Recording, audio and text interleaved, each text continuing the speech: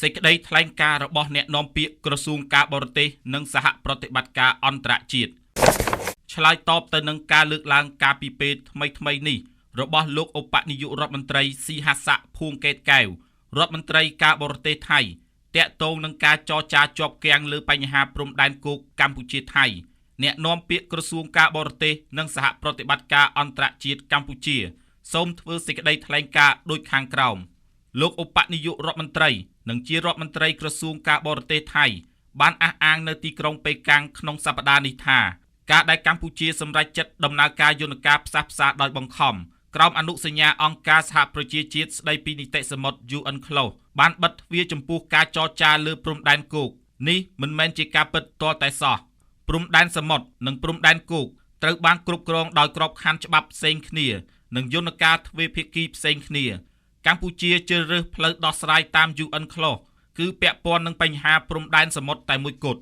អនុសញ្ញាអង្គការសហប្រជាជាតិស្តីពីនីតិសមុទ្រគឺជាមធ្យោបាយសន្តិវិធីដែលបានព្រមព្រៀងគ្នាសម្រាប់ដោះស្រាយវិវាទលើដែនសមុទ្រហើយការប្រើប្រាស់នីតិសមុទ្រនេះគួរតែត្រូវបានចាត់ទុកថាជាការធានានៅការផ្ដោតនៅទំនុកចិត្តជាជាងបង្កការព្រួយបារម្ភដល់ប្រទេសជិតខាងណាមួយដែលមានការបដិញ្ញាចិត្តពិតប្រាកដចំពោះគោលការណ៍ច្បាប់អន្តរជាតិ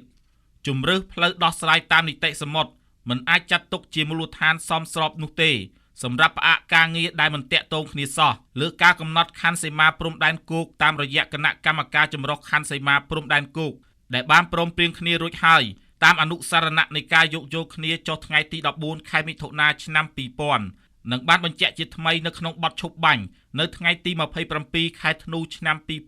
2025ចាំបាច់គួររំលឹកថាប្រទេសថៃបានដកខ្លួនជាឯកតោភាគីចេញពីយន្តការទ្វេភាគីតែមួយគត់ដែលបានព្រមព្រៀងគ្នាសម្រាប់ការចរចាទ្វេភាគីលើបញ្ហាក្នុងដែនសមុទ្រទោះបីជាកម្ពុជាបានស្នើសុំដោយផ្ទាល់មិនឲ្យធ្វើដូច្នេះក៏ដោយទន្ទឹមនេះក៏សូមកត់សម្គាល់ផងដែរថាខណៈដែលថៃកំពុងតវ៉ាប្រឆាំងនឹងកម្ពុជាចាប់ផ្ដើមដំណើរយន្តការដោះស្រាយវិវាទក្រោម UNCLOS កន្លងមកនេះប្រទេសថៃខ្លួនឯងបានបង្ហាញពីចេតនារបស់ខ្លួនម្ដងហើយម្ដងទៀតក្នុងការពឹងផ្អែកលើ UNCLOS ដើម្បីដោះស្រាយបញ្ហាសមុទ្រដូច្នេះកម្ពុជាសូមអំពាវនាវឲ្យថៃឈប់បង្កើតលេសសម្រាប់ការពន្យាពេលដោយចេតនារបស់ខ្លួនហើយវិលត្រឡប់មករកដំណើរការខណ្ឌសីមាព្រំដែនវិញដោយសុឆន្ទៈតាមការព្រមព្រៀងគ្នារួចហើយរវាងប្រទេសទាំងពីរក្រោមលក្ខខណ្ឌនៃអនុសារណៈនៃការយោគយល់គ្នាឆ្នាំ2000និងបទឈប់បាញ់ថ្ងៃទី27ខែធ្នូឆ្នាំ2025គ្មានហេតុផលអ្វីទាំងអស់ទាំងខាងផ្នែកច្បាប់ទាំងលើការអនុវត្តជាក់ស្ដែងសម្រាប់ឲ្យគណៈកម្មការចម្រុះខណ្ឌសីមាព្រំដែនគោកពន្យាពេលបន្តអនុវត្តការងារខណ្ឌសីមាព្រំដែនស្របគ្នានឹងដំណើរការលើបញ្ហាដែនសមុទ្រក្រោម UNCLOS នោះទេការអំពាវនាវនេះក៏ត្រូវបានលើកឡើងផងដែរនៅក្រៅតំបន់កាលពីថ្ងៃទី11ខែកក្កដាឆ្នាំ2026សភានៃប្រទេសនិយាយភាសាបារាំងបានអនុម័តសេចក្តីសម្រេចមួយដែលបញ្ជាក់ជាថ្មីនៅការគ្រប់គ្រងអធិបតេយ្យនិងបូរណភាពទឹកដីកម្ពុជាដោយអំពាវនាវឲ្យមានការបន្ធូរបន្ថយភាពតានតឹងនិងបង្ហាញការគ្រប់គ្រងដល់ដំណើរការខណ្ឌសីមាព្រំដែនដោយគណៈកម្មការចម្រុះខណ្ឌសីមាព្រំដែនជាបន្តទៀត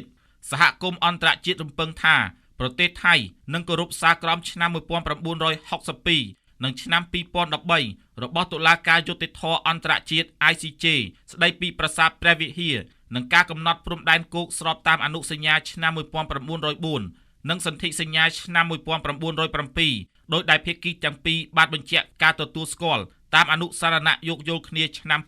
2000ការពន្យាពេលដំណើរការងារខណ្ឌសីមាព្រំដែនដោយគ្មានកំណត់ដើម្បីកាន់កាប់ជាអចិន្ត្រៃយ៍និងកាត់យកទឹកដីកម្ពុជាដែលថៃកំពុងកាន់កាប់ដោយខុសច្បាប់គឺជាការរំលោភបំពានយ៉ាងធ្ងន់ធ្ងរលើធម្មនុញ្ញអង្គការសហប្រជាជាតិនិងធម្មនុញ្ញអាស៊ានដែលមិនអាចអនុញ្ញាតឲ្យបន្តបានឡើយ